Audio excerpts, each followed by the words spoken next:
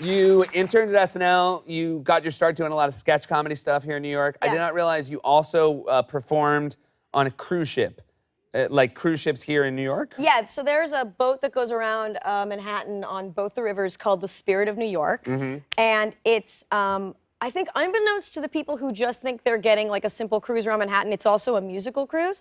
And so we'd open up every cruise to like let people know it was kind of a musical cruise by singing a boat-themed parody of the Black Eyed Peas' I Got a Feelin'. And like you'd slowly see it dawn in people's eyes like, oh no, this is a musical cruise. What have I done? And it was like, yeah, like I can't hear that song now without just being like transplanted back to that. Do you remember the parody lyrics? I was trying to think of this. Okay, I think this is what. Okay, this is the one part I remember because we had choreo too. And keep in mind, like we're trying to pump people up as they're like trying to get off the boat because they're like, I don't want to be on this boat anymore. But I think it was like, tonight's the night. Let's live it up. Take off your coat and rock the boat. That's what I remember. Not good. Not okay. It was fun. There was one, I worked there the 4th of July one year, and I had 2 songs, because the waiters, we'd all get up and sing songs, and we'd have, like, boas on for no reason. I don't know. And sparkly vests, just to be like, look at me, not at the skyline, which you paid to look at. And there was one, my song was I'm So Excited by the Pointer Sisters, and on 4th of July, I decided to do, like, a Founding Fathers-themed one. So I was like, I'm so excited, Thomas Jefferson. I just can't hide it, Ben Franklin. It wasn't well thought out. But I got, yeah. I do think of those guys as being really excited. Oh, sick. Yeah. You've had a lot of wonderful guest stars on your show Yeah. over the years. Any favorites? Any personal favorites? Yeah, okay, well, actually, so we had, first season, we had Dr. Phil on. Uh-huh.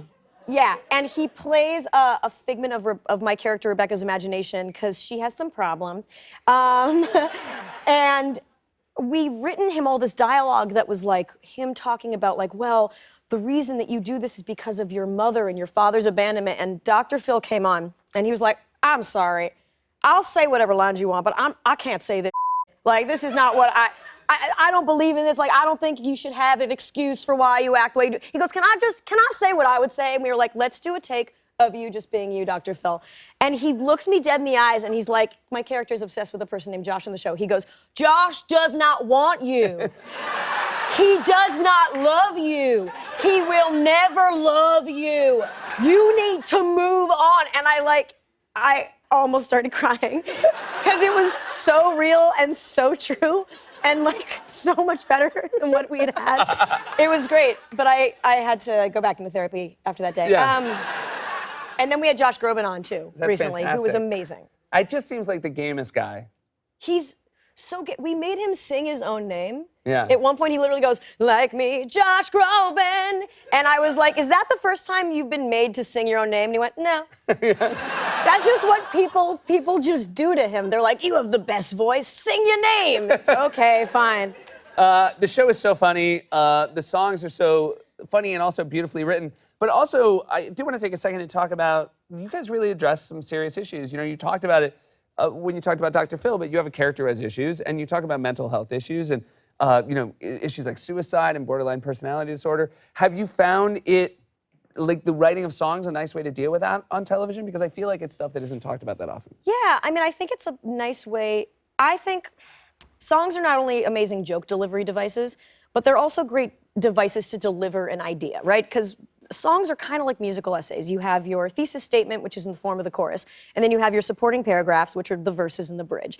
And so it's a great way to distill something down and be like, this is what we are trying to say. And then likewise, when you're dealing with a serious subject matter, it's a good way to, I don't know, get underneath it and appeal to everyone's sense of humor, because sense of humor to me, a lot of people say, oh, it's a musical comedy show about mental illness.